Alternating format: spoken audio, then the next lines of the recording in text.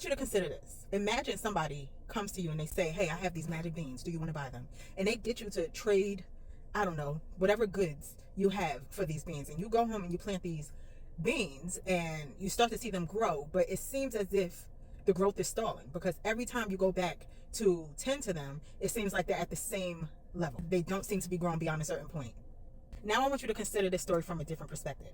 Imagine that somebody came to you and convinced you to give them what was special about you in exchange for this magic substance that would make your life much better than it already was. So you go home and you take these beans and you nurture them and you plant them and you do everything that you need to do, but then you start to notice that they're stalling. Like, yes, there's some growth, but they don't seem to grow beyond a certain point. This is what whiteness has done to Black people. When I consider Africa and I consider everything that was amazing about it and all of the resources that they are still creating wars to get their hands on, these resources didn't just pop up there because they just popped up there.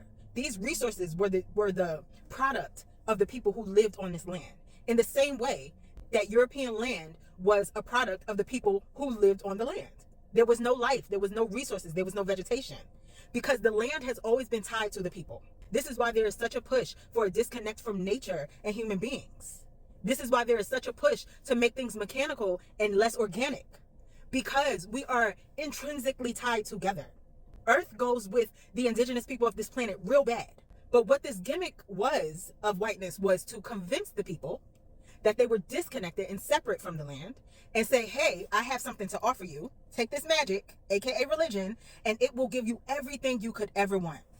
Except that we went and started planting and tending to this magic, to make everything better for ourselves, and we continue to hit the same walls over and over again.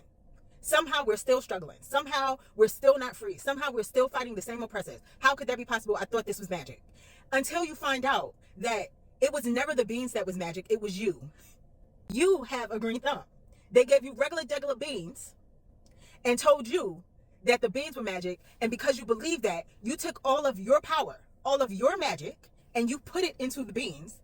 That is what made them grow. But the thing that you're not getting is the reason why you are not getting the outcome that you expect from the beans is because every night when your ass go to sleep, when you are distracted, when you are paying attention to other stuff, they are coming and swapping out what you created, what you produced, and putting new beans there so that it would appear that they are not growing. When in reality, they are taking what you actually infused with your magic and using it for their own fucking benefit. That is the scam of white delusion. We convince ourselves that this just must be how much the plant can grow.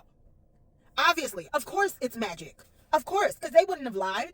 Of course it's actually working. So you start to reframe and reposition how you look at this plant and make it something that it's not, just so you don't have to admit that you're wrong. You're being shammed.